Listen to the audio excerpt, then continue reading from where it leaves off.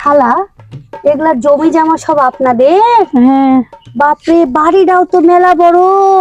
আপনি তো তাহলে সবগুলারই ভাগ পাবেন খালা। আপনি এই যেগুলা বিক্রি করে একটা ফ্ল্যাট কিনেলেন না শহরে, আপনি ফ্ল্যাট কিনলেই তো ভালো হয়, ভাড়া বাড়িতে আর থাকতে হয় না। কেন বাপরে, আমার ভাই নাই, এগুলো বিক্রি করবো কিসের জন্য? আমার ভাই খাবে। কেন আপনি ভাগ পাবেন না? আপনি তো অনেক জমি দেখেছি, আমি দেখেছি খালা।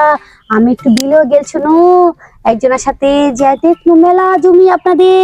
এই যে এগুলা এগুলা দিয়ে মেলা জমি জমা তো। হোক, তা আপনি ভাগ পাবেন না খালা? ভাগ পাবো, আমরা নিব না, ভাইকে দিয়েছি। কেন ভাগ নিতে হয় খালা?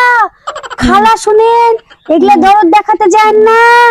এগুলা দরদ আমি দেখাই না রহিমা। আমি কেন ভাইকে দিব? যেটা আমার সেটা আমি নিয়ে চলে আসবো। বাবা, আমার জমি আমি ভাইকে দিয়ে দিব? শুনেন খালা, এত ভাই দরদ দেখাতে যাবেন না। বয়স হলে ভাইরা দেখবে না। আমি এত ভাই দরদ টরদ দেখাতে পারবো না। আমি মনে করেন জমি জামা যা পাবো নিয়ে আসবো। আপনি নেবেন না কেন? এত দরদ দেখায় না আন্দাজি তোর তো জনদরদ। ভাই নাই, কি বলছেন? তোর ভাইও নাই, তোর জমিও নাই, কি আমার বলবি? নাই, আমার ভাইও নাই, জমিও নাই, তো কি হয়েছে? আমি মানুষের কথা বলছি। আপনি একটু বেশি দরদি দেখান। অত দরদি দেখাতে যাবেন না। এত টাকা খরচ করতে হবে কেন বাপের বাড়িতে এসে?